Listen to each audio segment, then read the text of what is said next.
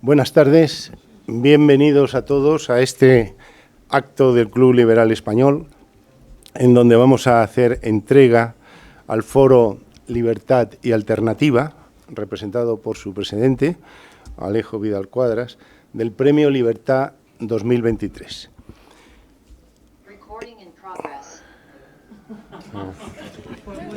Ok.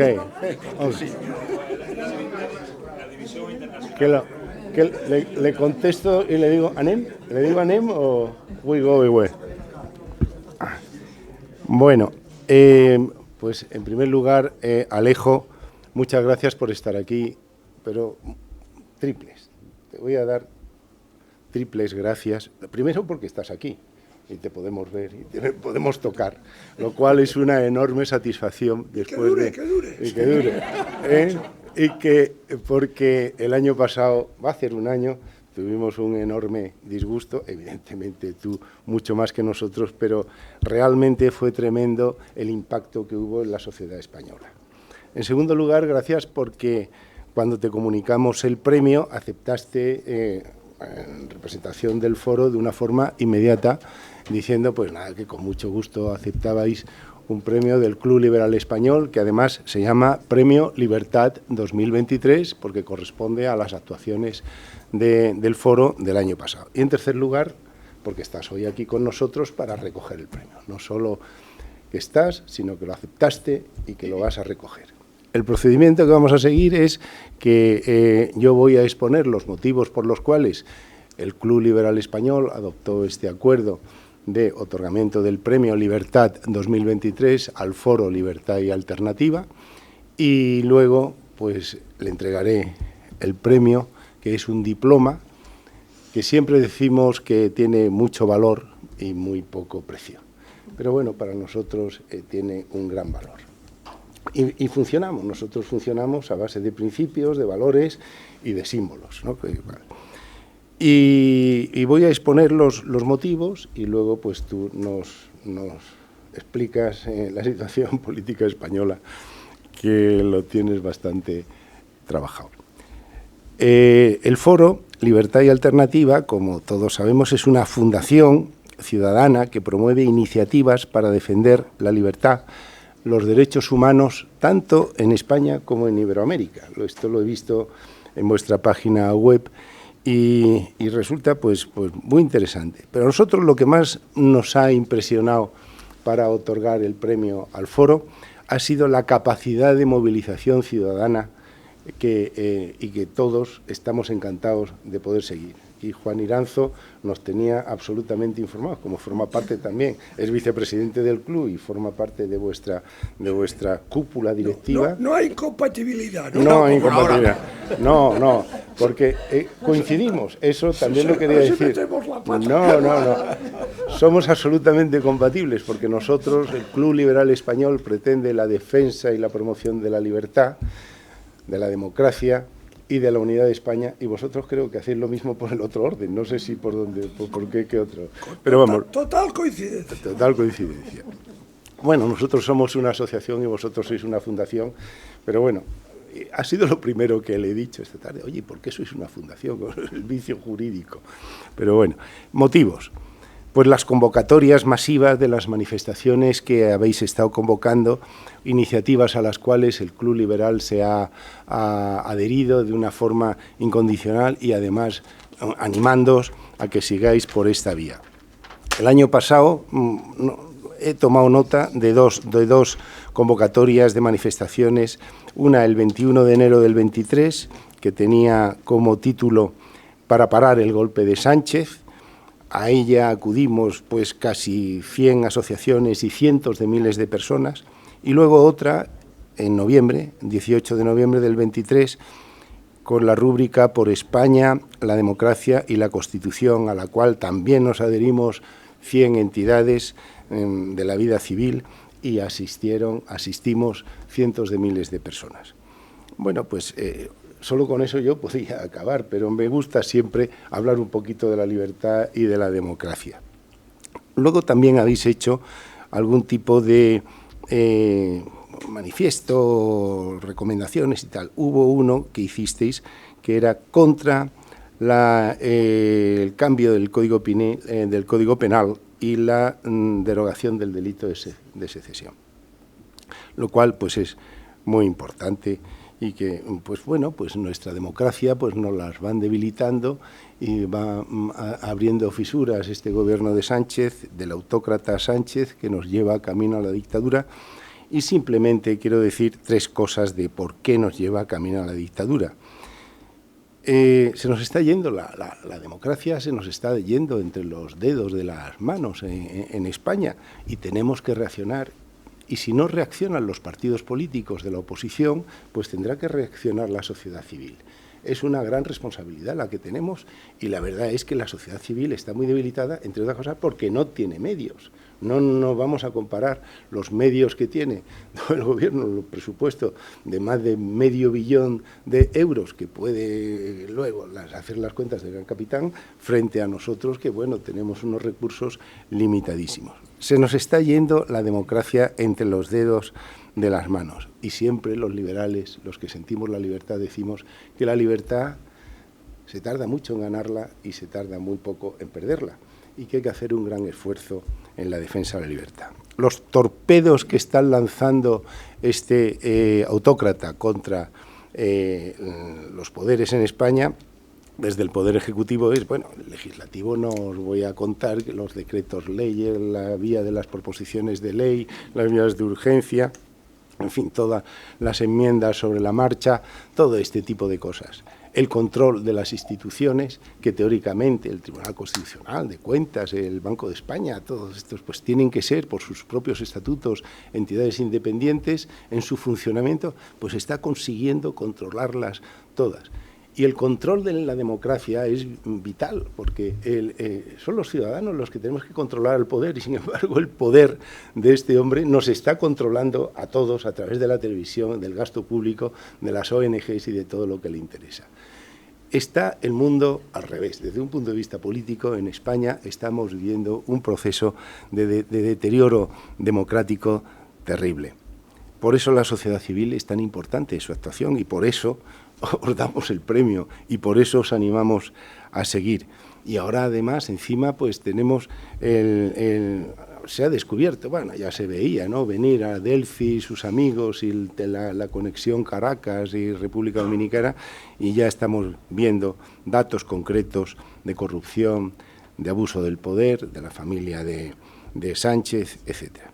Bueno, pues estos son los motivos por los cuales os damos el premio, porque hace falta esas manifestaciones, os animamos a que sigáis haciéndolas, porque os felicitamos por haberlas organizado y porque os queremos dar ánimo. De modo que muchas gracias. Bueno, pues ahora...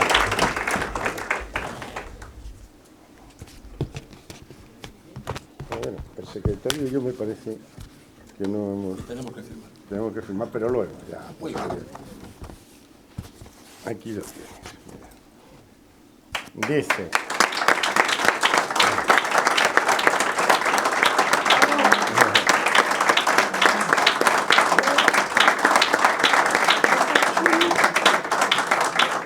Ponlo para allá. Aquí. Con el presidente. Sí, aquí. Sí, claro. Acércate. Es tímido, Alejo, parece mentira. Mucho. Es muy tímido.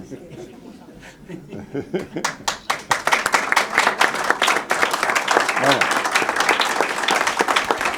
Dice que lo que dice el diploma es: la Asamblea General del Club Liberal Español ha acordado proceder por unanimidad conceder el Premio Libertad 2023 a la Fundación Foro Libertad y Alternativa en reconocimiento a las iniciativas para movilizar al pueblo español en defensa de la democracia y la unidad nacional. Bueno, pues eso es. Muchas gracias, Carlos. Y hay 2 ejemplares. Vamos a darnos un abrazo. Claro, un abrazo liberal. Liberal y democrático. Yo me ausenté de la votación para cumplir la ley. Exacto. Ha sido un abrazo liberal y democrático. Exacto. Como otros.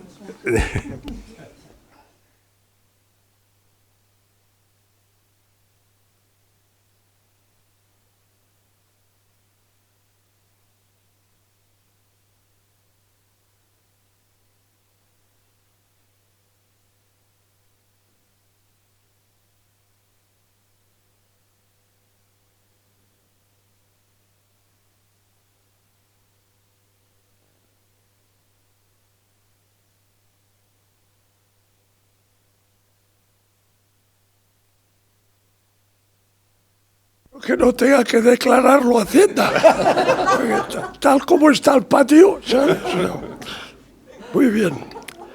Bueno, pues muchísimas gracias, Carlos. Yo, por supuesto, esta distinción que tan generosamente el Club Liberal otorga a nuestra fundación, la recibo en nombre de la fundación. No lo considero personal, sino digamos que lo recibo en nombre de la Fundación Foro Libertad y Alternativa. Me acompañan aquí algunos miembros de nuestro patronato. Está Inma Castilla de Cortázar, que es el motor de la fundación, un motor que a veces se acelera, ¿no? Pero sin duda un motor de muchísimos caballos, ¿eh? O sea, un motor estupendo. Y después tengo a otro miembro del patronato que me ha tranquilizado saber que el Club Liberal nos ha dado permiso para tenerlo en nuestro patronato, que es Juan Iranzo. ¿Has visto a alguien más del patronato? Pilar. ¿Dónde está Pilar? Pilar, ahí. Ah, estás aquí. Ah, Pilar. Pues bueno, después tenemos a Pilar Martínez Guerra, que también es un miembro activísimo de nuestro patronato, y después a Miguel Enrique Otero, que está allí escondido. ¿Y Arturo? ¿Dónde está Arturo? Arturo, que también está escondido, que es nuestro secretario general, tu homólogo en la fundación. También somos compatibles. Sí, absolutamente. Por tanto, pues muchísimas gracias. ¿Quién? ¿Dónde está Manolo? Ay, bueno, claro, es que os ponéis en la última fila. Como veis, nuestro patronato está hecho de gente muy humilde, que siempre se ponen escondidos. Esto dice mucho en su favor. Bien, la humildad es una gran virtud, siempre que no sea excesiva, ¿verdad? Pero en cualquier caso es una satisfacción enorme recibir este premio. No sé si será casualidad, pero desde que sufrí el ataque hemos tenido muchos premios. Supongo que forma parte de mi tratamiento de recuperación, ¿no? Entonces lo agradezco especialmente, ¿no? Esto es una forma de terapia, ¿no? O sea, pues por eso os lo agradezco esta vez personalmente, pero repito que es un premio a nuestra entidad, ¿no? Decía el presidente del Club Liberal, Carlos, que se alegraba mucho de poder tocarme, sí. Claro, la idea del que me disparó era que no me pudiera tocar, ¿no? Porque si me hubiera tocado, si hubiera pasado lo que los que organizaron eso pretendían, yo no se lo hubiera aconsejado que me tocara ahora. Entonces, a ver, yo tengo un gran amigo que muchos le conoceréis, gran pensador, gran politólogo, gran persona, que es José Luis González Quirós, ¿no? Y yo hace 3 años tuve un problema serio de salud, ¿no? Del cual salí. Después, antes de eso iba en mi scooter, ya no voy en scooter.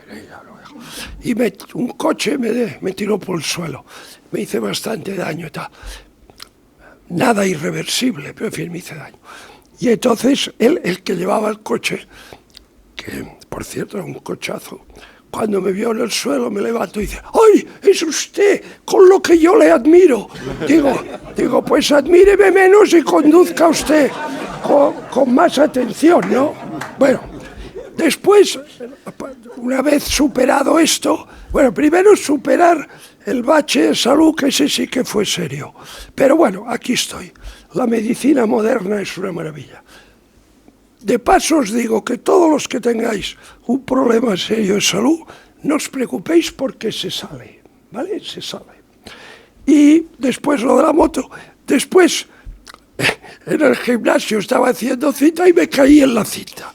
También me hice daño. Bien. y después de eso me pegan un tiro. Y entonces José Luis González Quirós, estábamos en una tertulia que organiza Guillermo Gortázar una vez al mes, que es una tertulia muy divertida. Y casi todos son historiadores, por esto es tan divertida. Y entonces dice José Luis, dijo una palabra, digamos, malsonante que yo no repetiré aquí, no. Tal, o sea, puntitos. Alejo, qué difícil es matarte, me dijo. O sea que, y es verdad, o sea que empiezo a pensar que sí, que es difícil porque todos los intentos fracasan.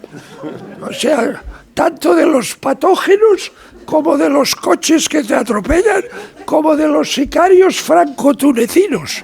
O sea, es una cosa impresionante. Bueno, entonces, muchísimas gracias. Tú te alegras de verme aquí, yo me alegro de verte a ti. Y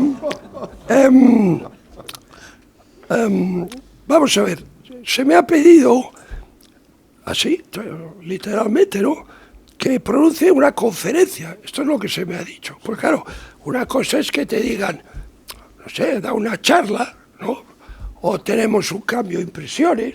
No, una conferencia. Entonces yo las cosas me las tomo en serio. Por tanto, yo voy a daros una conferencia. Lo digo porque el que quiera marcharse, pues está a tiempo, ¿no? Entonces, de 20 minutos.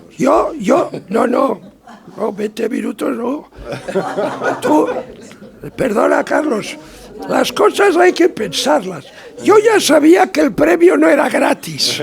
O sea que había que pagar algo. Entonces, cuando vi lo de la conferencia, dije, premio fantástico, pero no es gratis. Has de dar una conferencia. Bien, entonces, es lo que voy a hacer, ¿no? Y voy a insistir en unas ideas que hemos venido repitiendo desde la Fundación, Juan, unas ideas que hemos venido repitiendo, y mi experiencia política me ha enseñado que las cosas no importa repetirlas, porque si las dices 10 veces, 9 veces, nadie se entera. Entonces, hay que repetirlas. Por tanto, todavía estáis a tiempo, ¿eh? Pues nada, voy a daros una conferencia. Y la culpa es de Carlos. Bien. En primer lugar, lo que he de hacer, naturalmente, es agradecer otra vez, en nombre de nuestra fundación, al Club Liberal y a su presidente y a su junta directiva, la concesión de este premio Libertad del año 2023. Es un honor que agradecemos enormemente y, sin duda, es un estímulo, ¿no? Un estímulo a seguir con nuestro trabajo de activismo civil en defensa de los valores constitucionales, de la unidad nacional y un modelo social basado en la cultura occidental. Y diréis, la cultura occidental, esto suena grandilocuente. No, es que está siendo destruida, está siendo atacada, pero cuidado, desde dentro. Es decir, asistimos a eso que no hay que remontarse a Spengler y su decadencia de Occidente, pero ahora muchos autores y pensadores están hablando del suicidio de Occidente. Quizás excesivamente dramático, pero refleja una situación que es real, ¿no? Por tanto, insisto en eso, ¿no?, que defendemos a la civilización occidental, que está siendo atacada desde fuera de manera muy, muy agresiva y desde dentro. Lo que se me ha pedido es que, con un título genérico, ¿no?, que exponga nuestro análisis que hacemos desde la Fundación Libertad y Alternativa de la situación política actual, ¿no?, de España, ¿no? Y yo recientemente he publicado un libro que ya sé que todos vosotros habéis comprado, ¿no?, que el título de este libro da una pista, ¿no?, da da una pista clara de cómo vemos desde la Fundación Libertad Alternativa el panorama político patrio, ¿no?, en estos momentos. El libro se titula España a la deriva, lo cual ya es bastante elocuente como título, ¿no? Yo creo que sería difícil acusarme a mí o a muchos de los que estáis aquí, ¿no?, de alarmismo excesivo o de hipérbole deliberada si se examina el panorama tan inquietante que ofrece hoy nuestro país.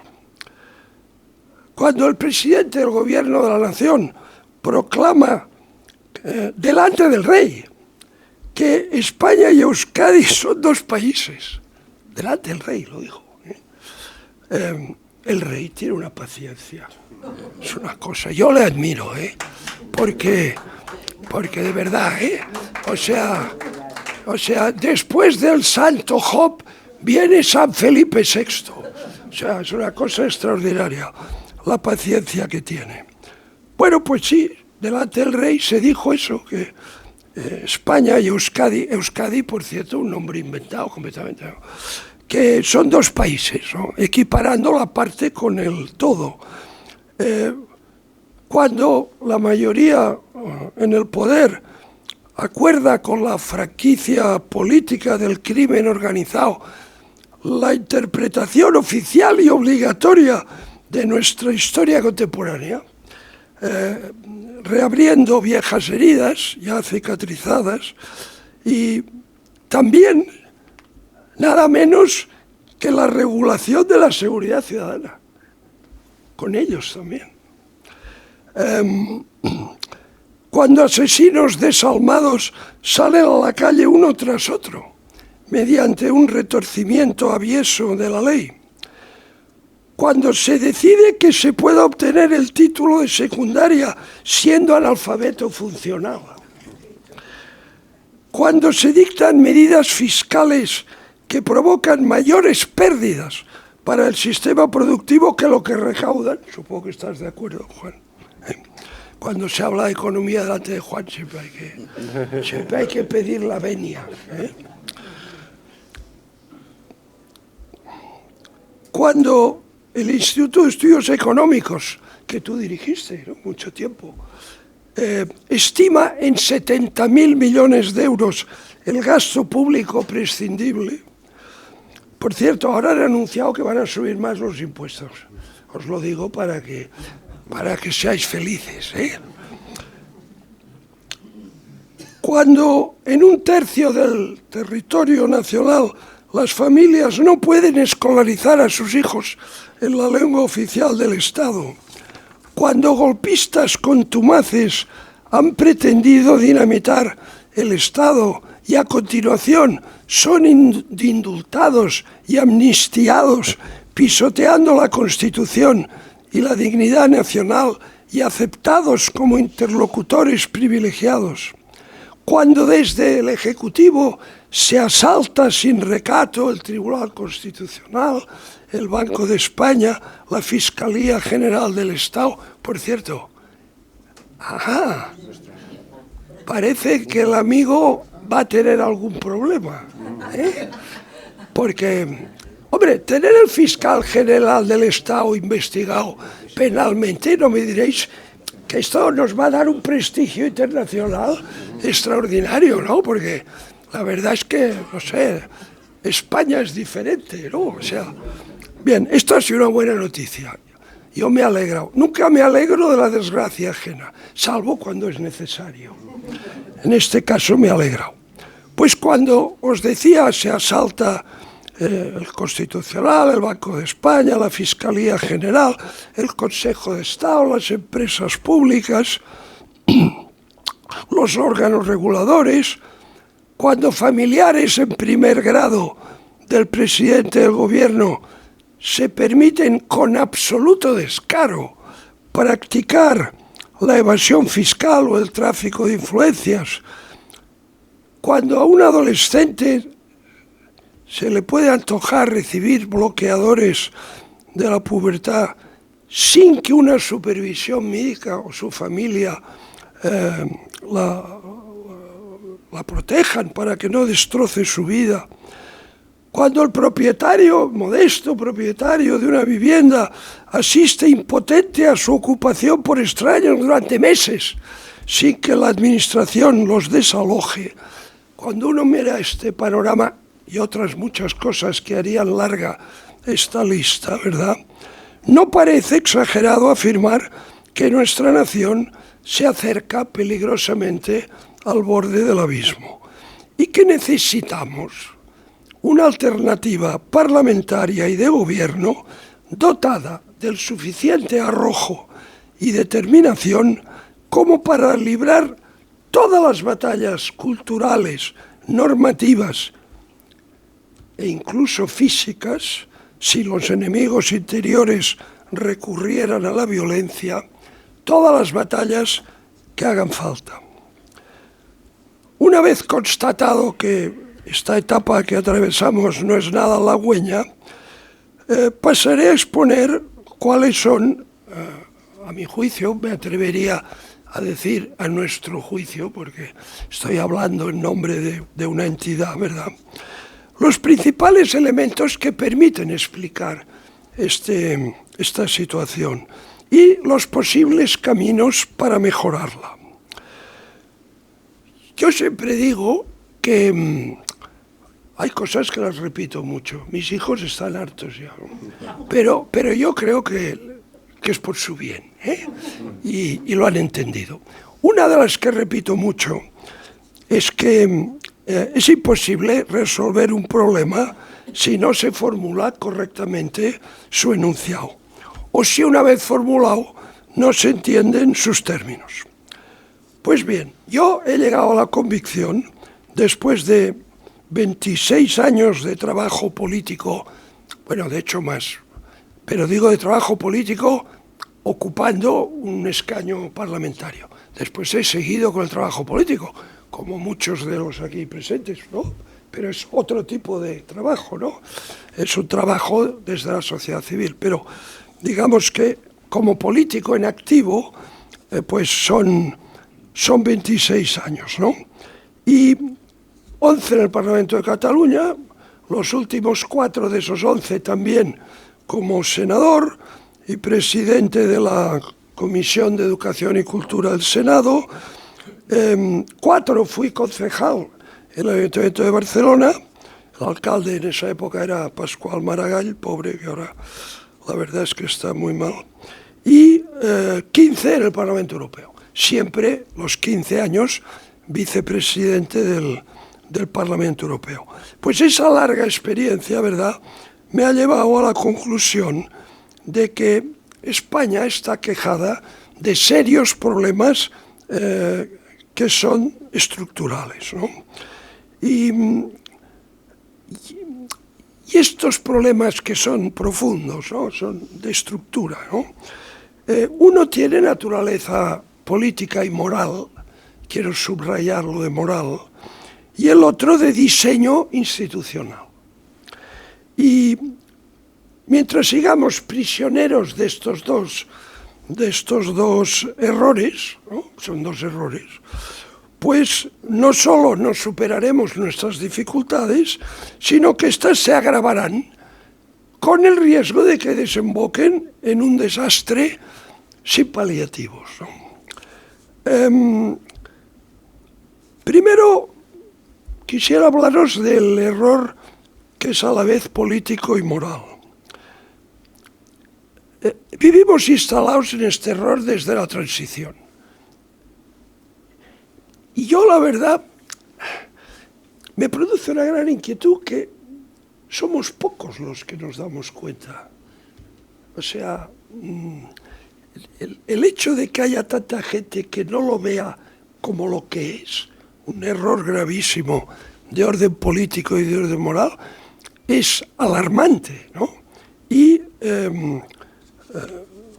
hemos de hacer todo lo posible para que nuestros compatriotas lo entiendan y lo entiendan también en aquellos partidos políticos que son los que en teoría deben un día acabar con la pesadilla que estamos viviendo, ¿no? Este error político y moral consiste en considerar al nacionalismo identitario de raíz étnica, lingüística, cultural o histórica una doctrina política aceptable en democracia, a la que se puede tratar en pie de igualdad de las restantes opciones, ¿no?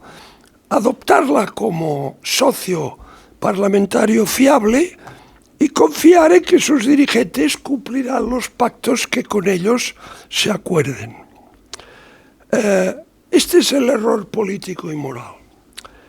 El error de diseño institucional radica en la transformación gradual que hemos ido viviendo en los últimos 40 años, un proceso lento pero implacable, ¿verdad?, de transformar nuestra monarquía parlamentaria y constitucional en un estado de partidos, en una partitocracia.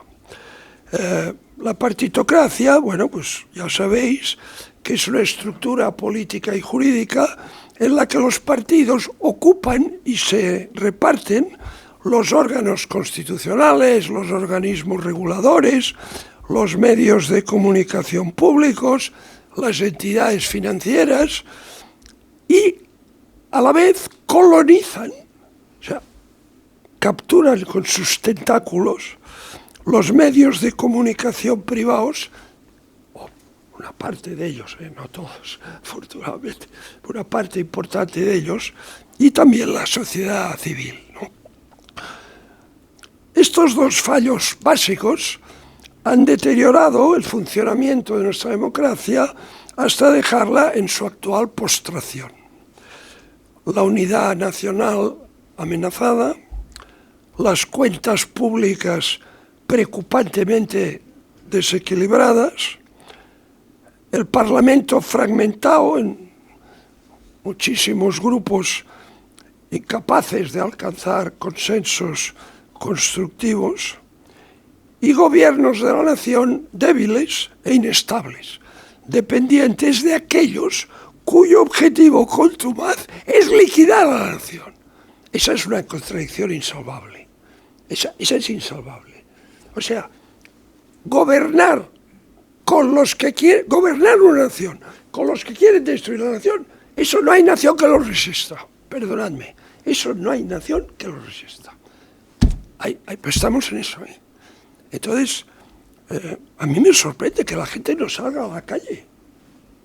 O sea, porque eso solo sería como para ir todos a la Moncloa y decir, oiga, salga usted de aquí. No, o sea, la sociedad española está en gran parte anestesiada, ¿no?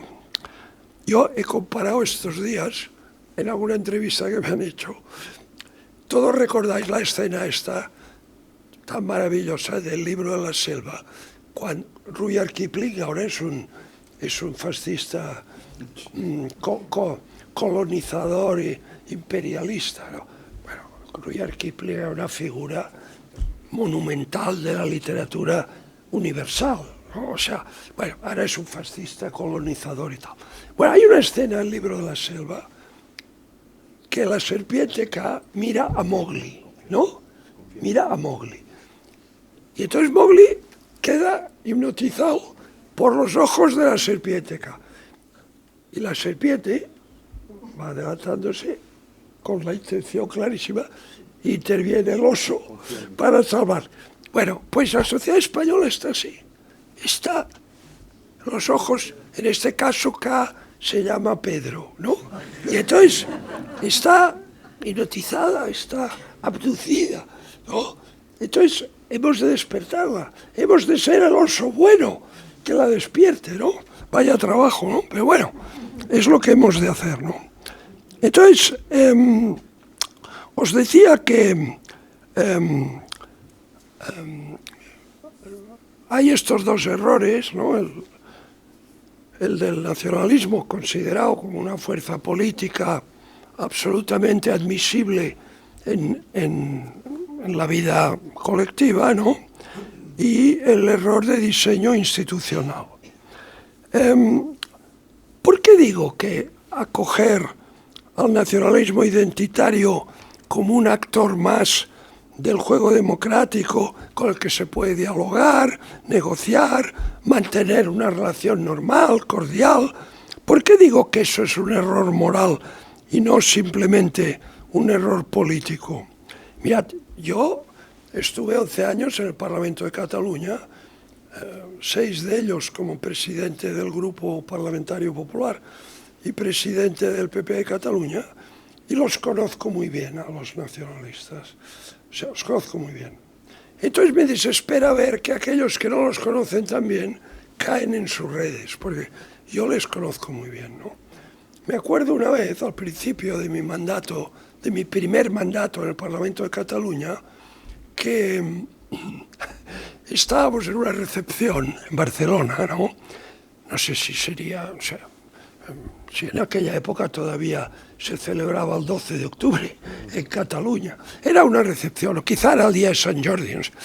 Y entonces estaban en un grupo los representantes del Estado en Cataluña, las altas jerarquías del Estado. Os hablo del año 88-89, o sea, ya hace tiempo. Y estaban allí el capitán general, el jefe de la Fiscalía, el presidente del Tribunal Superior de Justicia, el jefe de la Guardia Civil, o sea, lo que se llamaban las fuerzas vivas, ¿no? Las altas jerarquías del Estado, Estaban allí en un corrillo, hablando entre ellas.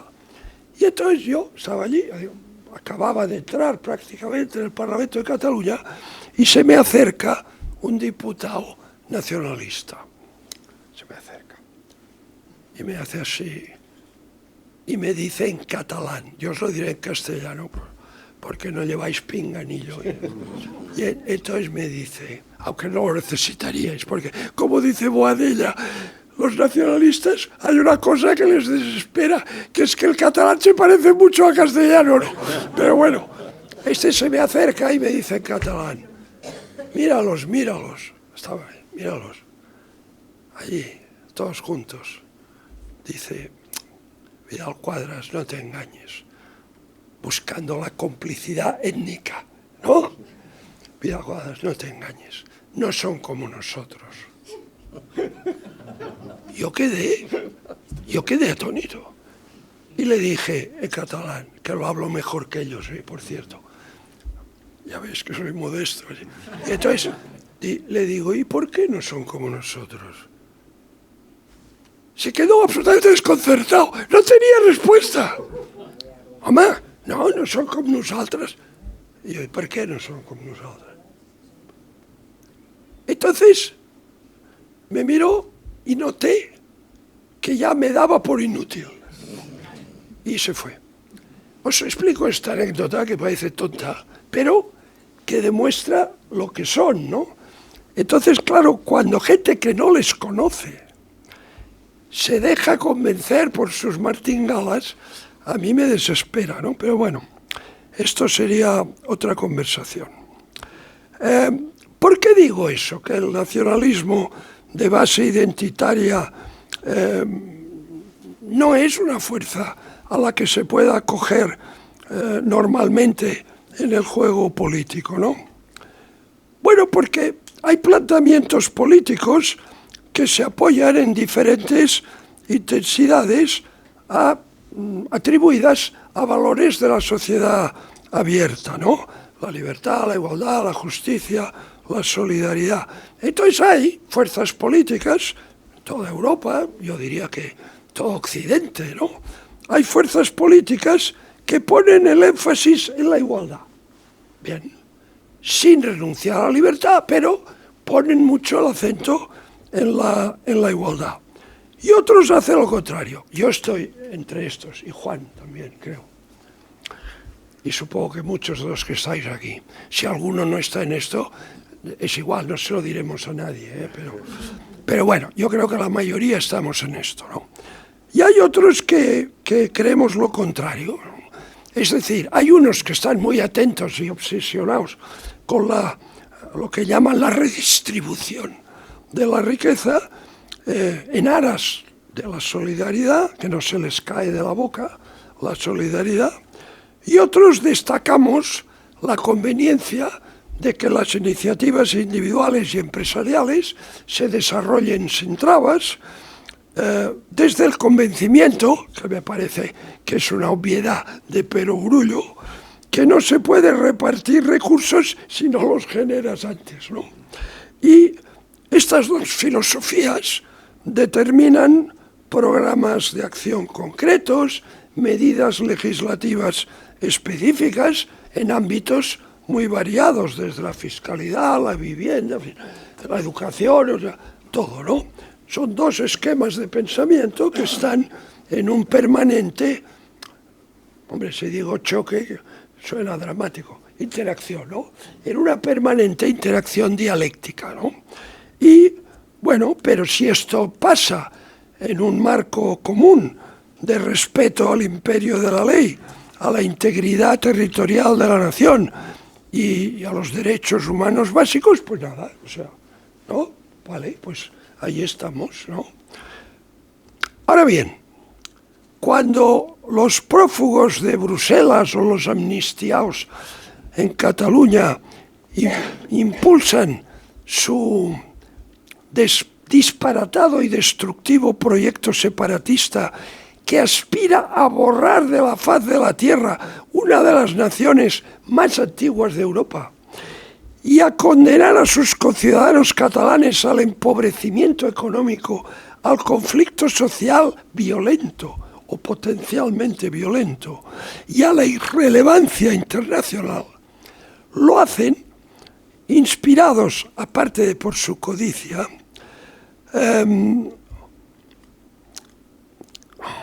por una traslocación ética perversa que sitúa la identidad étnica, lingüística, histórica, cultural, por encima de la libertad, la igualdad y la justicia.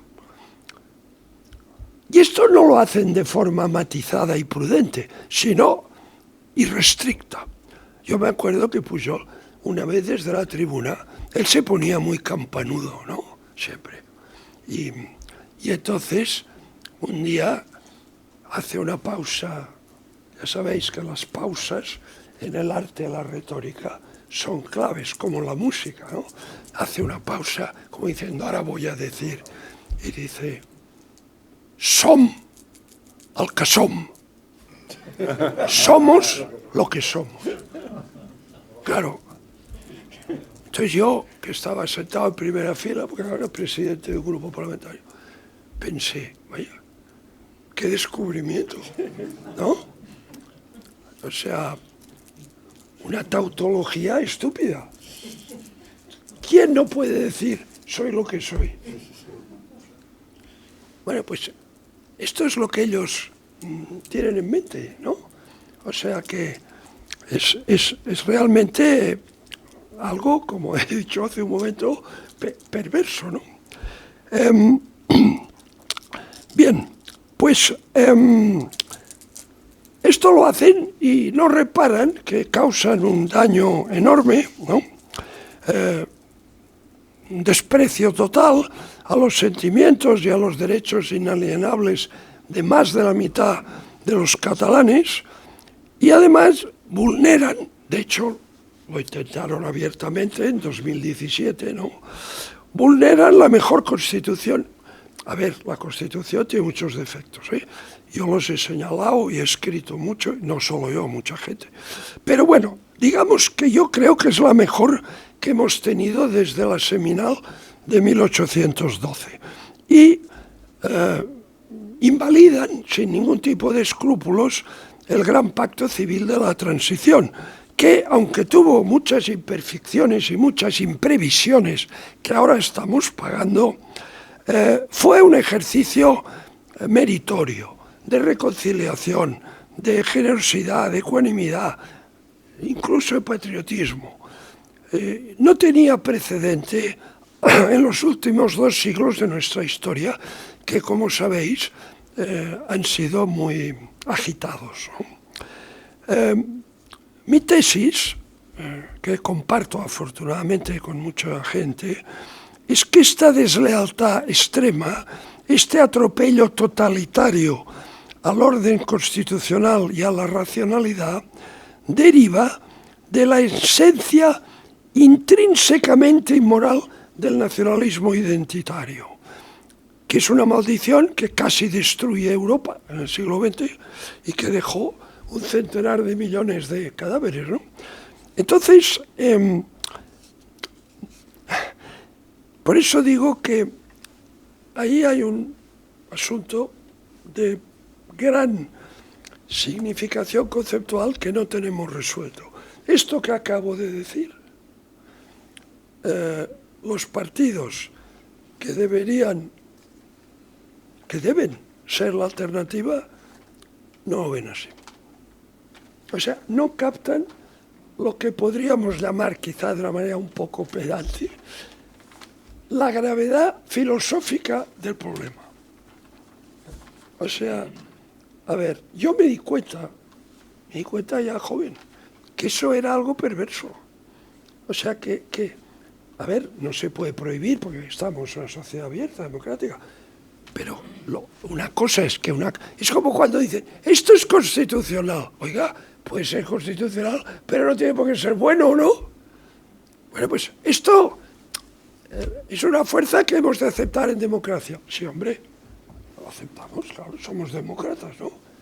Por cierto, no como ellos, somos demócratas. Pero una cosa es aceptarlos, que se presenten a elecciones, y otra es colaborar con ellos, vamos a decir que hay una distancia, ¿no? Pues esto no lo acaban de entender. Y mientras no lo entiendan, pues, bueno, pues tendremos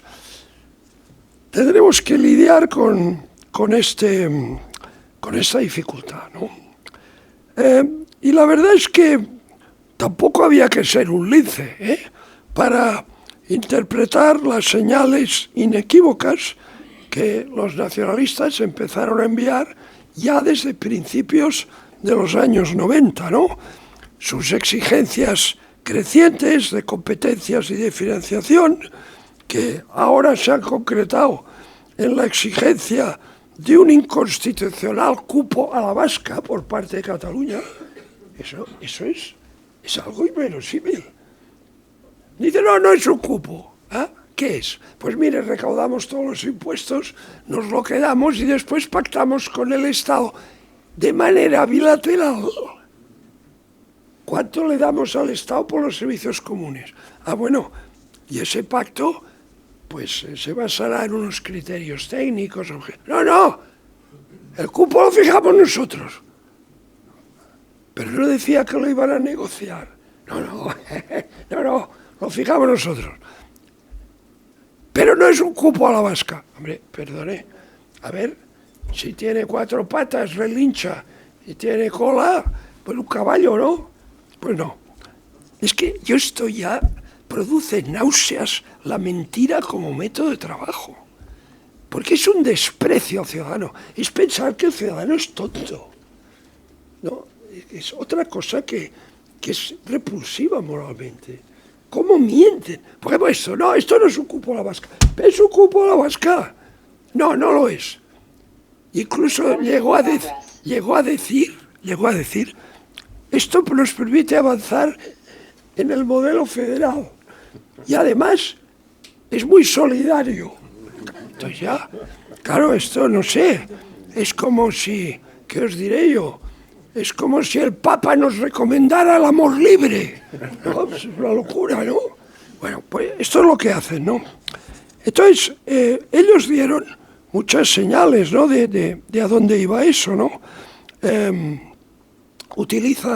utilización de las escuelas y de la televisión autonómica para crear una conciencia nacional catalana y una imagen negativa de España, el riego de subvenciones a una miríada de entidades de espíritu e intención independentista, sus atropellos a los derechos lingüísticos de los catalanes, ignorando olímpicamente las sentencias judiciales en este ámbito. Esta es otra asombrosa. no se cumplen las sentencias judiciales, no las cumplen y no pasa nada. O sea, vivimos instalados en cosas que son contra natura, ¿no? Pero bueno, nunca han querido participar en gobiernos de la nación, nunca. Se les ha ofrecido muchas veces. Cuando la Segunda República, pues había Cambó, Durán, Ventosa, pues, ahora nunca han querido participar en gobiernos de la nación. Su intento de dinamitar la Constitución, mediante el famoso Estatuto del año 2005, llegaron a hacer acuerdos secretos con ETA en Perpiñán para que ETA no matara en Cataluña. No sé si os acordáis de esto. Y también lo tragamos. O sea, entonces, yo no sé qué más tenían que hacer para que los máximos dirigentes de los dos grandes partidos nacionales percibiesen el peligro y cerrasen filas para conjurar ese peligro. ¿Cómo es posible, no? Semejante despliegue de ceguera, confusión de ideas, pusilanimidad, cortoplacismo, oportunismo, por parte de bastantes presidentes del gobierno de distinto color, ¿eh? Bueno, del actual mejor no hablar, ¿no? Yo he dicho de él, no le habrá gustado, ¿no? Yo he dicho de él que a su lado Calígula era un aficionado, ¿no? Y para remontarnos en la historia de España a algo parecido, no digo igual, algo parecido, hay que irse a 1808 y al Príncipe de la Paz, a Godoy, ¿no? Que entregó la nación al enemigo. Y aquí la tiene usted. Bueno, con cierta ayuda de Carlos IV y de su hijo. Pero bueno, digo para encontrar algo parecido, ¿no? Entonces, parece que las cúpulas del PP y del PSOE pues no conocían la historia de España del último siglo y medio, ¿no? O sea, nadie les había explicado la auténtica naturaleza de los nacionalismos de separación, que primero se apoderan del Estado y a continuación utilizan todos los instrumentos de este que controlan para inventar su nación. Bueno, yo he preguntado, nadie se lo ha explicado, si yo se lo expliqué. Se lo expliqué así como lo explico a vosotros. Y no solo yo, ha habido otras muchas personas que han escrito, han advertido.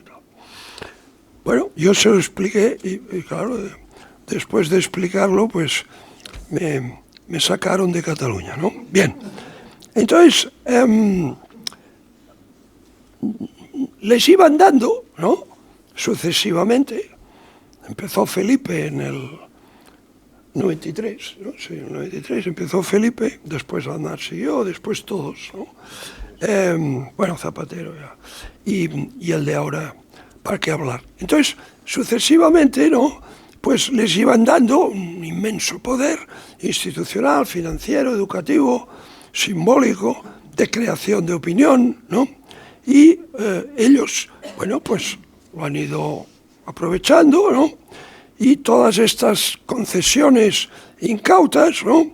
Pues eran a cambio de un apoyo parlamentario que era coyuntural y traicionero, ¿eh? Y todo esto, pues ¿para qué ha servido? Pues para aplicar a la sociedad catalana un plan implacable de ingeniería social que la apartase, pues, afectiva, cultural y políticamente del resto de España, hasta conseguir que una parte de la sociedad catalana deteste a España. Este era el objetivo. Si eso no es perverso, ya me contaréis, ¿no? Y desde dentro de las propias filas de esos partidos, estoy pensando en Nico Redondo, ¿no? Me viene a la cabeza, ¿no? Y dentro del PP, pues yo y otros, ¿no? Pues, bueno, pues advertíamos que íbamos en rumbo de colisión, ¿no? Bueno, pues tanto el PSOE como el PP, los que insistíamos en eso en los años 90, pues, pues se nos silenciaba, se nos marginaba o incluso se nos enviaba al Ponte Uxino, ¿no? Bueno, lo del Ponte Uxino, por si lo está viendo en streaming la Chiqui Montero y estos, pues explicaré que es el Mar Negro, ¿no? El Ponte Uxino, y es donde se desterraba en la antigua Roma a los que se enviaba al ostracismo, ¿no? Bien, hoy podemos afirmar, sin ningún matiz exculpatorio, que el título 8º de la Constitución es un bodrio político y jurídico, ¿no? Y, pero incluso siendo un bodrio, si se hubiera desarrollado, si se hubiera desarrollado de otra manera, tened en cuenta que durante estos años ha habido 5 periodos de mayoría absoluta de un gran partido nacional. 5. Entonces, hombre, 5 por 4, 20 años, ¿no? Entonces, hombre, pues se podía haber tomado alguna medida, se podía haber comprendido el problema y llegar a algún tipo de acuerdo entre los dos partidos llamados sistémicos, que los del otro lado les llaman dinásticos, pero con intención ofensiva, claro, peyorativa, ¿no? Podían haber llegado a algún tipo de acuerdo, sentarse y decir, oye tú, esto va muy mal, vamos a hacer algo para frenar esto. Ah, pues no, para nada, ¿no? Entonces yo he dicho una cosa que creo que describe bien lo que ha pasado, ¿no? Que es que la forma en que se ha desarrollado el título 8º por parte de los dos grandes partidos ha sido la constitucionalización de un suicidio. ¿Por qué digo la constitucionalización? Porque los estatutos de autonomía forman parte del llamado bloque constitucional. Entonces, hemos constitucionalizado el suicidio de la nación y ahora lo estamos viendo, ¿no? Lo estamos viendo en grado extremo ya, ¿no? Bueno, se han buscado falsas soluciones, mezcla de ignorancia y de arbitrismo que se manejan en círculos de tontos útiles o de compañeros de viaje de los separatistas. Fray Salvador Illa es un ejemplo, ¿no? de este tipo de tontos útiles, ¿no? Y esto no sirve para nada más que para mostrar debilidad ante el secesionismo y envalentonarlo, ¿no? Sin que aporte ningún alivio al problema. Llevamos 40 años, 45 quizá, demostrando que a más descentralización, más separatismo, a más concesiones, más separatismo, a más dinero que les damos, más separatismo. Hombre, insistir en aplicar cada vez mayores dosis de la medicina que nos está matando, pues francamente revela o debilidad mental o una voluntad deliberada de colaborar con la Brigada de Demolición de España. La Constitución del 78 había conseguido, con sus medidos equilibrios, apagar 4 de los 5 fuegos que habían abrasado España durante 200 años. El problema religioso, el militar, el de la forma de Estado y el social. Estos los hemos arreglado bastante bien, ¿no? Nunca perfectamente, pero bueno, tampoco ningún país los ha arreglado perfectamente. Pero digamos que habían desgarrado España en el pasado y, bueno, pues se arreglaron de una manera bastante apañada, ¿no? Bastante decente. Pero el territorial no. El territorial sigue vivo y nos está devorando, ¿no? Tenemos un Estado de las autonomías que se constituyó para calmar y apaciguar a los nacionalistas. Somos uno de los estados más descentralizados políticamente, no administrativamente, no, políticamente del planeta, ¿verdad? Y también uno de los más caros e ineficientes de Occidente, ¿no? Pero este sacrificio no ha conseguido su principal propósito, que sería, bueno, pues apaciguar a los nacionalismos catalán y vasco, ¿verdad? Y, bueno, decir, bueno, vale, nos dais todo esto y ya nos portaremos más o menos bien. No, o sea, no se ha conseguido, ¿no? Y la negación de esta verdad dolorosa nos condena a un fatal y quizá irreversible fracaso como nación. Además, el espacio liberal conservador se ha dividido en dos opciones electorales que andan a la greña entre sí, que es ya lo que nos faltaba, ¿no? Y, bueno, pues eso ha debilitado a este espacio sensiblemente, ¿no? Y ha sido una de las consecuencias, esta escisión del espacio liberal conservador, ha sido una de las consecuencias negativas de este, quizá bien intencionado, pero inmenso error estratégico de la transición, ¿no?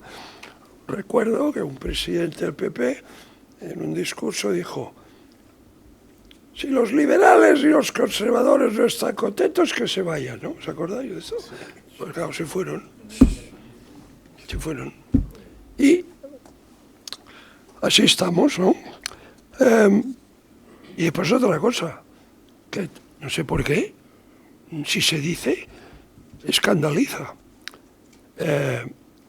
Un Estado unitario, descentralizado administrativamente, puede ser tan democrático como un Estado federal.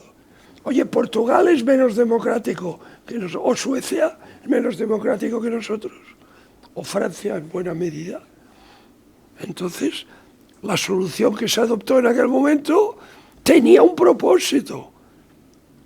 Oye, os damos un parlamento, un gobierno, dinero a chorros, podéis robar la bandera, el Día de la Patria, la lengua cooficial, pero, hombre, no rompáis la baraja tú. O sea, en la mesa, usad bien los cubiertos, por lo menos, ¿no? No, señor. Golpe de Estado, toma. Es un caso de ingratitud, de deslealtad, de una besanía, ¿verdad? Que yo es que no los puedo ver, ¿eh? O sea, entonces se me nota mucho. Y claro, esto me ha creado algunos problemillas, ¿eh? Porque el sicario franco-tunecino enviado por los clérigos iraníes, me pegó un tiro con intención de matarme. Pero el 11 de septiembre de 1995, en la plaza Urquinaona de mi ciudad natal de Barcelona, me tiraban tornillos de este tamaño con tirachinas de reglamento, ¿eh? O sea, ojo al parche, ¿eh? Todo hay que decirlo. Y tenía 3 mozos de escuadra a cada lado, con los escudos, y oía yo, ping, ping, ping, los tornillos contra los escudos. Yo iba hacia mi coche, cuando ya me retiraba de la ceremonia, y dije, no voy a correr. Me dije a mí mismo. Os aseguro que tenía la boca seca, como un estropajo, ¿eh? Tú sabes lo que es, ping, ping, ping, los tirachinas de reglamento, los tornillos así. No corrí, fui a mi paso al coche. Y cuando entró el coche, los mozos se van. ¿Qué os parece? ¿Qué hicieron? Pues un centenar de energúmenos rodeó el coche y empezó, ya sabes, ¿no?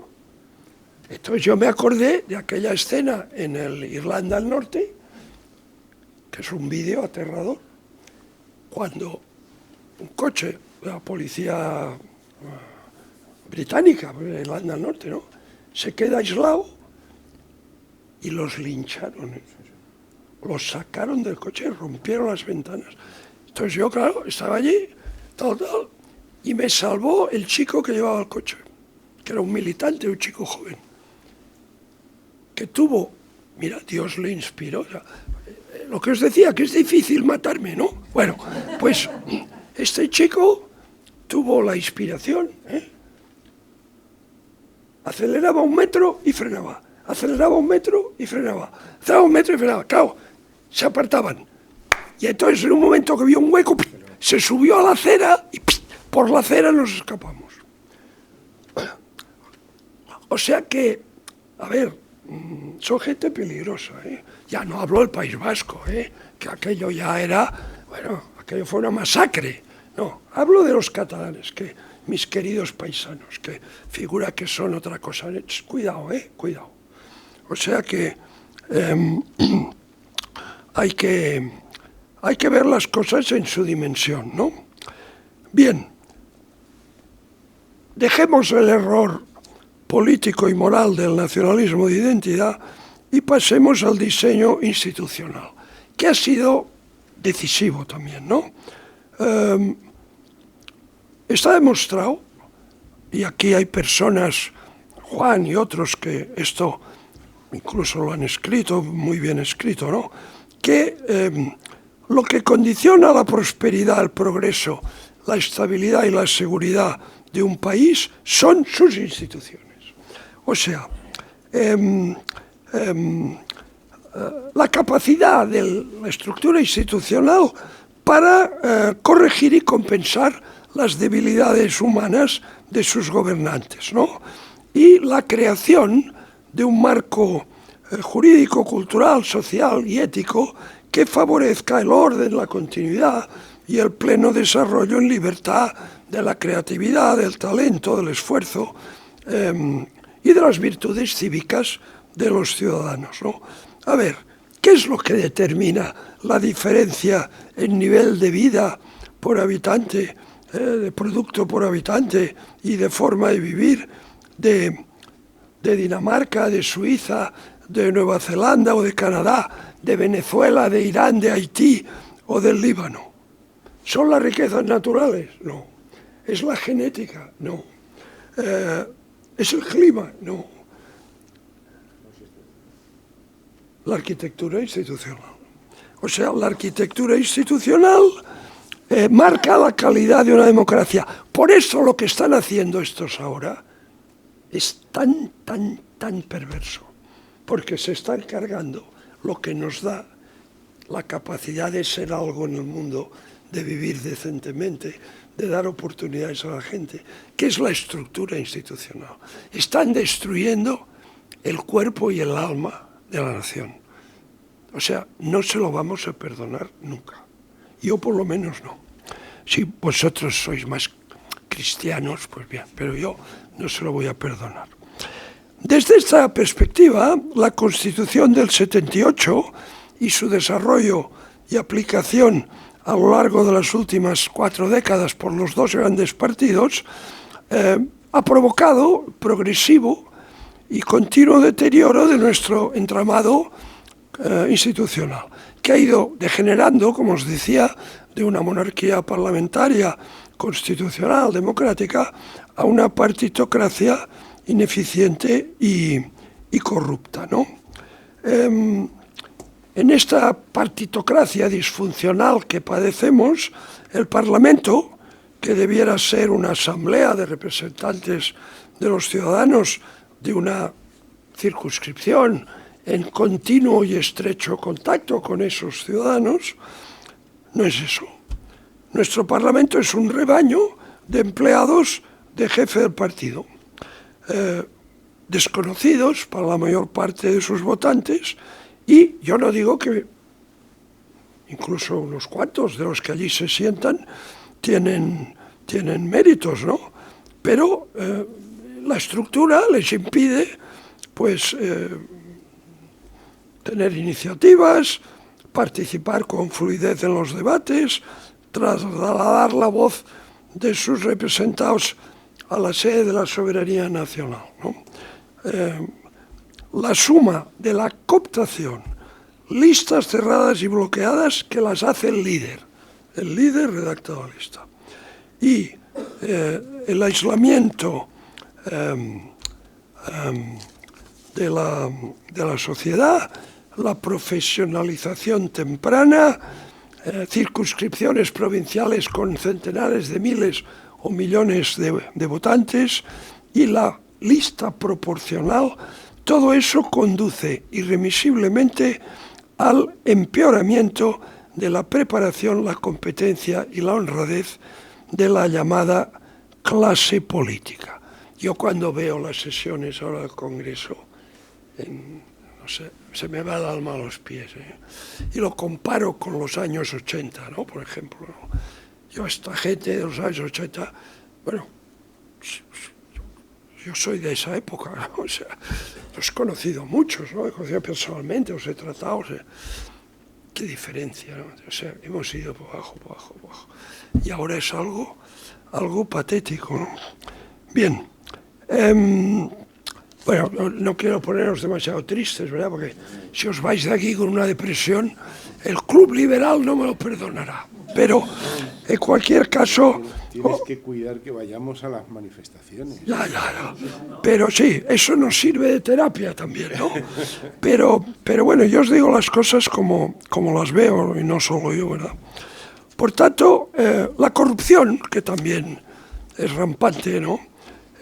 Es el síntoma de una patología profunda, que está enraizada en las entrañas del sistema.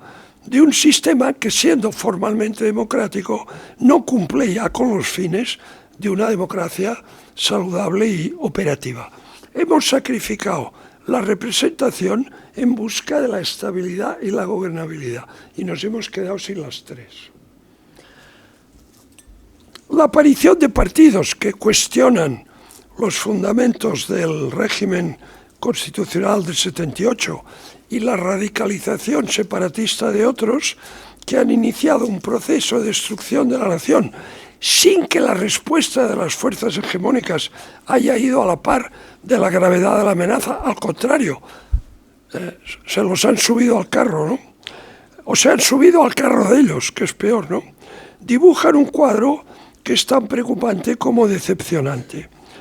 Ahora debería ser el momento de las ambiciosas reformas estructurales en los ámbitos de la organización territorial del Estado, de la fiscalidad, de la educación, del modelo productivo, de la administración, de las pensiones, de la arquitectura institucional, para enmendar todas las deficiencias que he señalado, ¿no? Y que la experiencia de las últimas 4 décadas ha puesto en evidencia de manera insoslayable. Por desgracia, nada indica que los máximos responsables de los dos grandes partidos sean conscientes de la necesidad de atacar de raíz los problemas que nos agobian. Hombre, uno menos que el otro, hay que ser justos. Pero no acaban de captar la gravedad del problema, ¿no? Y hay que hacerlo por encima de sectarismos, de intereses parciales, con sentido de Estado, con mirada a largo plazo, con racionalidad, con altura de miras, ¿no? Y eso, pues yo mucha gente lo echa de menos, ¿no? Nuestro sistema constitucional, hay que entender que no es una simple gavilla de reglas de juego, No. No, aquí fuera de juego, aquí penalti, ahora saco fuera de juego. No, o sea, no es eso. No es un texto axiológicamente neutral o aséptico. Es sobre todo la proclamación de una serie de principios y valores morales, pocos pero irrenunciables e innegociables, y no se están respetando. No se están respetando. Es más, el gobierno actual los está pisoteando. Si desde el populismo colectivista y liberticida o desde el separatismo supremacista y totalitario se intenta prescindir de estos pilares éticos de nuestra convivencia para reemplazarlos por la barbarie, la reacción de los partidos constitucionalistas y de la sociedad española en general debería ser firme, contundente, efectiva y sin fisuras. Entre el continuismo inane y el adanismo destructor, hemos de ser conscientes de la imperiosa urgencia de poner a punto nuestra maltrecha democracia. Hay que tener muy presente que las democracias son regímenes de opinión y los políticos, al final, en las democracias, dependen de la opinión. Pero claro, para ganarse a la opinión es indispensable dar la batalla cultural y defender sin complejos las ideas y los valores que vertebran a las sociedades sólidas, prósperas, libres y respetadas. Y entrando en la batalla cultural, a los dos errores que he descrito, a partir de 2004, de la llegada del mayordomo del narcodictador, ¿verdad? A partir de 2004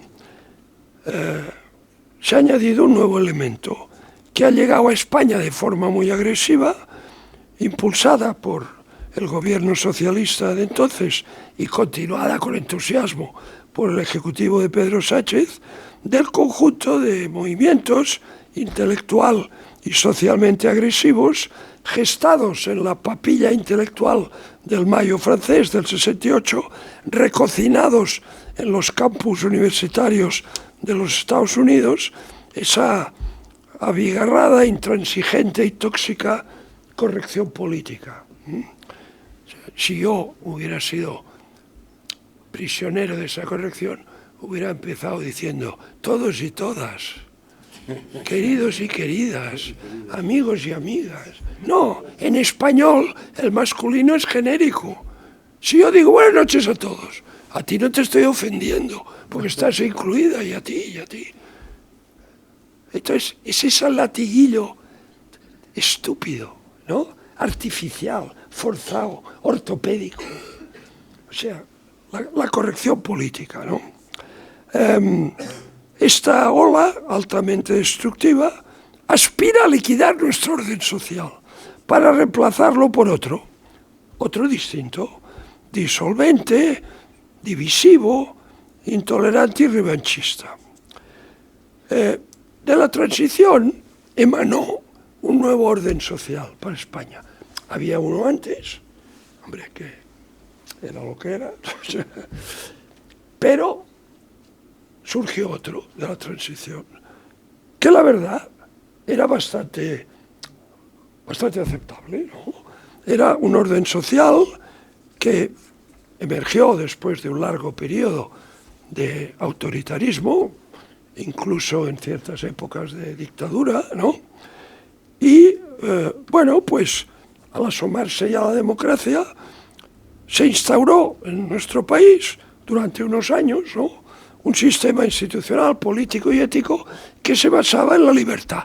Libertad de empresa, de educación, de expresión, de asociación, de culto, el imperio de la ley, una unidad nacional compatible con el reconocimiento de nuestra pluralidad cultural y lingüística, una intensa descentralización política y administrativa de corte federalizante y una libertad absoluta de culto y un Estado aconfesional, pero, hombre, con un respeto a nuestra tradición católica cristiana, ¿no? En un concepto de la familia que, por supuesto, se desprendió de rigideces decimonónicas, pero bueno, se mantenía una estructura de la familia en la que sus miembros, pues, se suponía que convivirían de manera estable y en la que, sin condiciones, ni coacciones, ni imposiciones, pero sin pérdida de los roles respectivos, se suponía que una autoridad de una generación, una autoridad respetuosa pero firme, de una generación sobre la siguiente, ¿verdad? Pues, bueno, pues que eso existiría, ¿no? Y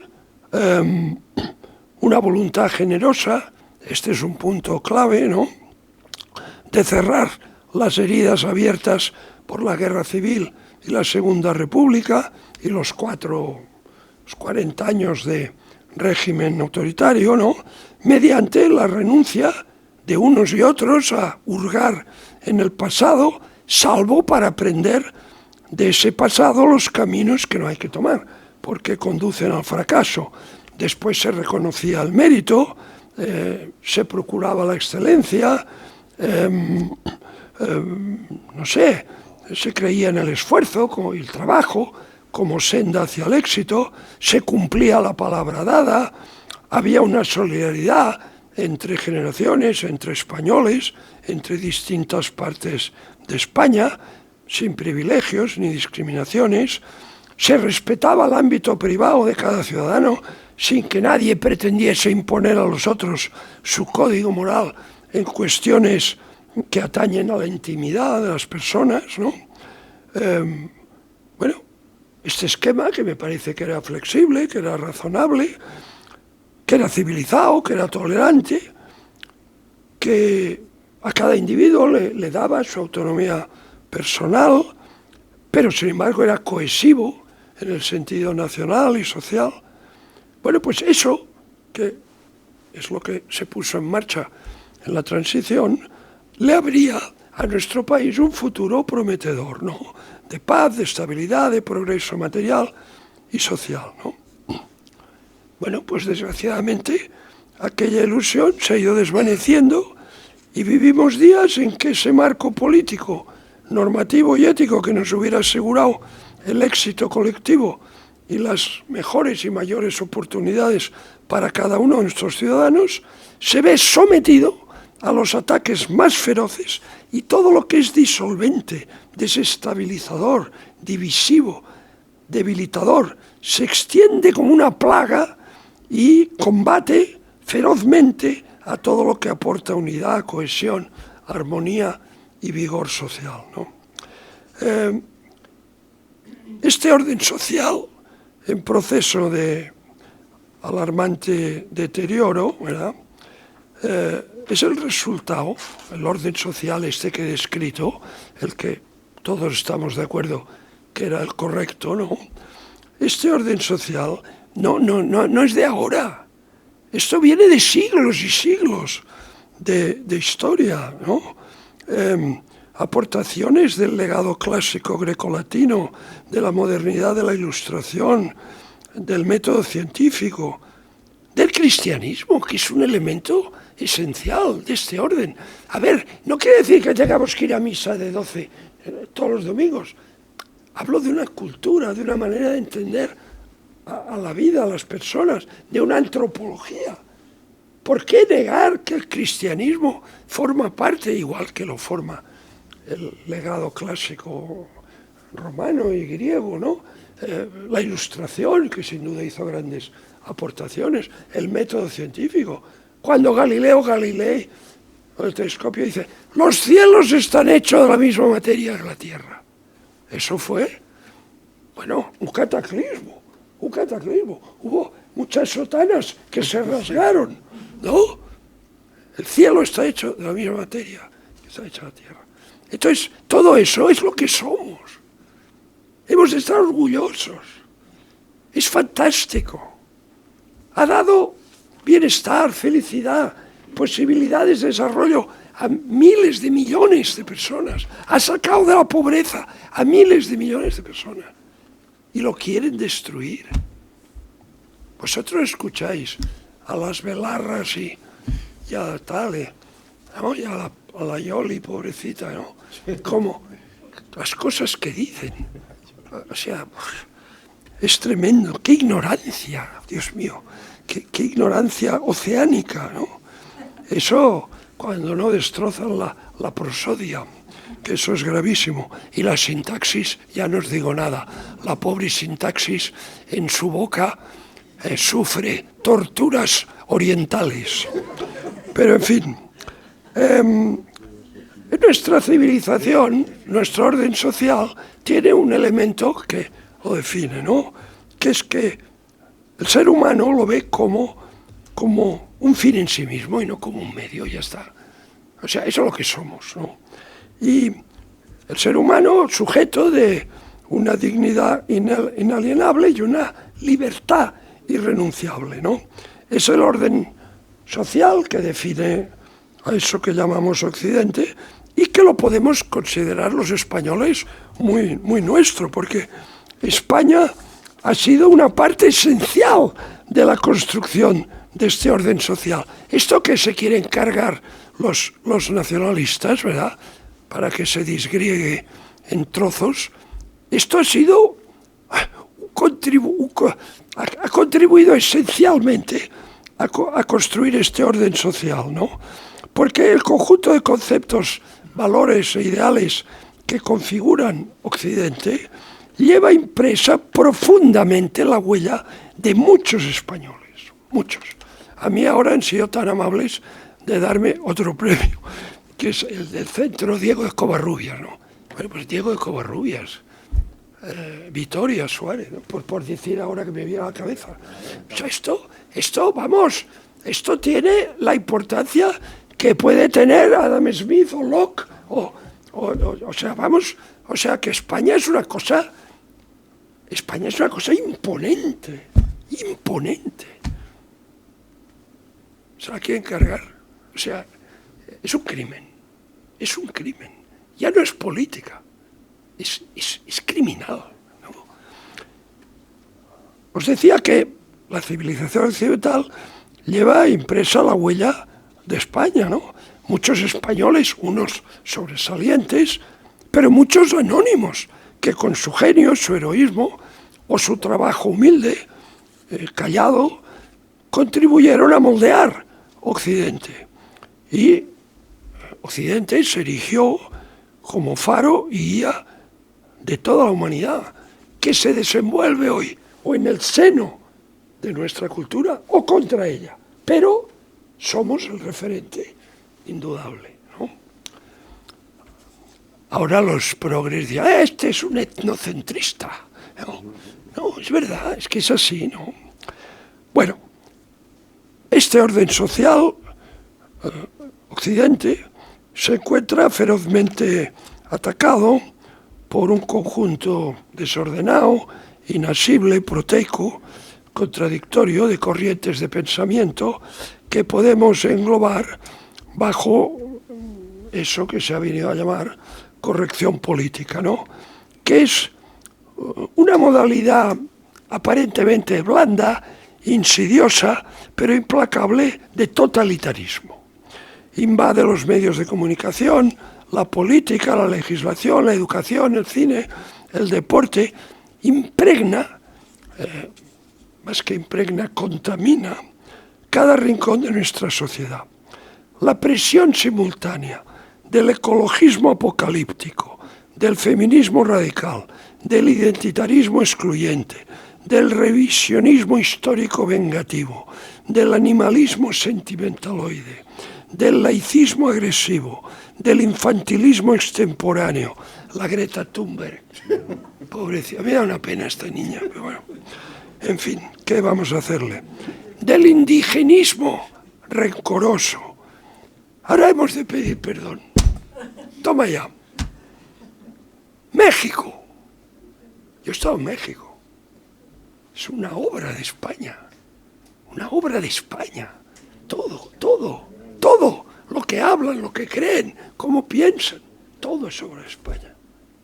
Suerte para ellos.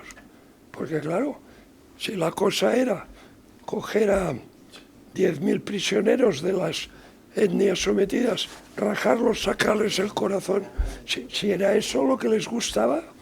Por cierto, lo que más les gustaba era el muslo.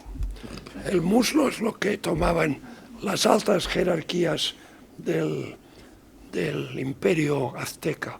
Y vamos a ver, los feministas, todas las pobres que eran capturadas de las etnias sometidas, ¿verdad? Que cuando llegó Cortés, todos se pusieron con Cortés a liberarse. Si Cortés fue con 400 extremeños, hombre, y 16 caballos y 4 mastines. Los mastines con muy mala baba, eso sí. Pero vamos, o sea, y me parece que eran 16 escopetas y, hombre, sí, tenían espadas de acero que los otros no conocían. 400 extremeños. Bueno, había de alguna otra región, pero básicamente eran extremeños, que son una gente recia. Y vosotros creéis que 400 extremeños hubieran podido acabar con el imperio azteca, que tenía un ejército de 200.000 guerreros que, bueno, tampoco eran hermanitas de la caridad, ¿eh? Pero claro, es que Cortés fue a la guerra con 100.000 de los otros que dijeron, hombre, un tipo blanco con barba Este es el Dios que nos va a salvar de estos que nos esclavizan, nos torturan, nos matan. Es lo que pasó. Y vamos a pedir perdón por eso. Hombre, hubo abusos. Y el colonialismo inglés, y el holandés, y el belga, Leopoldo II. Leopoldo II. Ha pedido perdón, Bélgica. Ha ido al Congo.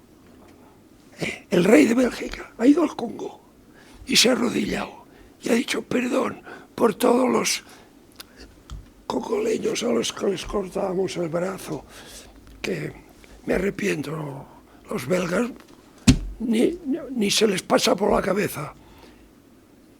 Nuestra colonización no fue colonización, para empezar. Nunca hubo colonias. La India, Australia, Indonesia, el Congo, Tanganica, eso eran colonias. Colonias. El ministerio que había en el Imperio Británico se llamaba de las colonias. Nunca hicimos colonización.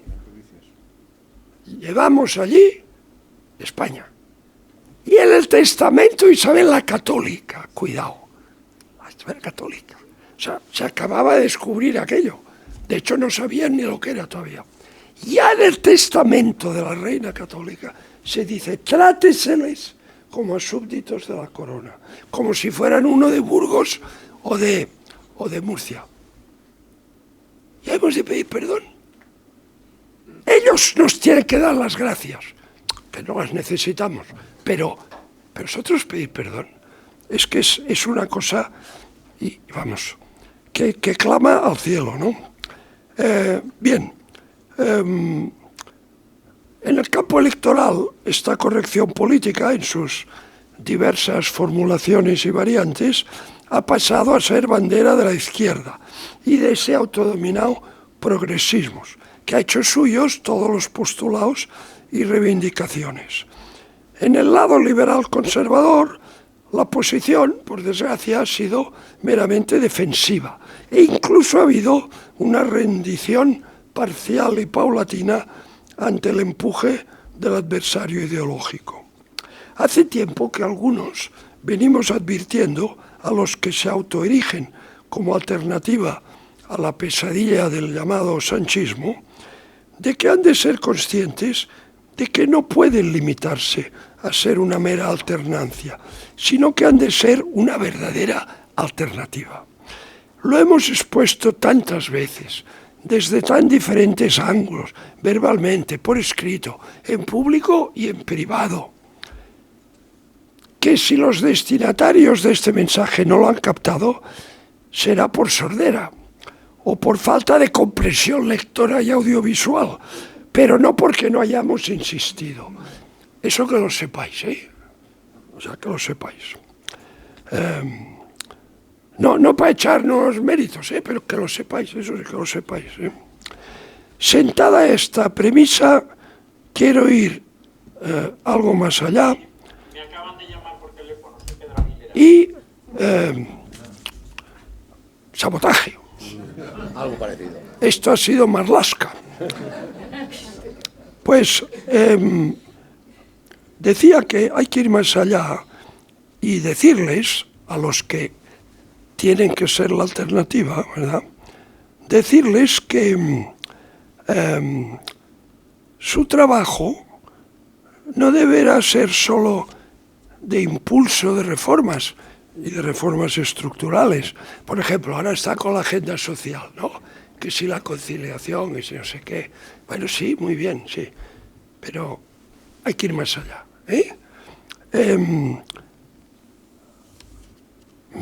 por supuesto, habrá que derogar leyes inicuas para reemplazarlas por leyes sensatas, ¿no? Habrá que confrontar sin vacilaciones con aquellos que pretenden liquidar nuestro orden constitucional y con él a nuestra multisecular nación como espacio de derechos, libertades y prosperidad económica, ¿no? Todo eso hay que hacerlo, pero hay que ir más allá. Lo que tenemos por delante Y eso es lo que han de entender en la Plata Séptima de Génova 13 y en la calle Bambú, ¿verdad? Esto es lo que han de entender. Os pido que os transforméis en apóstoles, que vayáis por el mundo evangelizando a estos ilustres estadistas, ¿verdad?, que se pasean por la Plata Séptima de Génova 13 y por la calle Bambú. Evangelicémoslos, ¿no? ¿Qué es lo que han de entender? Que su tarea de gobernantes no la llevarán a cabo sobre un edificio necesitado de grandes mejoras, que sí, por supuesto, pero no solo eso, porque sería un edificio a mejorar, pero en pie. No, lo que les van a dejar es un montón de ruinas morales, institucionales, políticas y materiales, que exigirá primero un fatigoso e ingrato programa de desescombro para levantar después sobre un terreno ya aplanado y limpio una arquitectura sólida, hermosa y habitable. Las naciones nacen, se desarrollan y mueren. Y el devenir de la humanidad es un vasto cementerio de entidades políticas y de entramados institucionales, un tiempo pletóricos de poder e influencia, hoy desaparecidos. Desaparecidos salvo en los libros que describen el pasado y que cada vez se estudian menos en un mundo banal de clics, likes y vídeos efímeros. Nuestra nación, forjada por 2000 años abundantes en aportaciones extraordinarias al arte, a la literatura, a la religión, a la extensión del orbe conocido, no tiene por qué ser una excepción. Y estaríamos ciegos si no viésemos que se encuentra amenazada de disgregación en media docena de bienestados irrelevantes, frágil caparazón cada uno de ellos de una mini nación artificial y de infección por la arrasadora doctrina de la corrección política. Esta descorazonadora perspectiva es la que todavía estamos a tiempo de evitar. Si en un próximo futuro recobramos la lucidez y aquellos a los que confiemos nuestro inmediato destino están a la altura de la misión que les aguarda, que no es otra que colocar en el rumbo correcto a una España que hace demasiado tiempo, y perdonad que me vuelva a referir al título de mi último libro, hace demasiado tiempo navega alarmantemente a la deriva. Muchas gracias.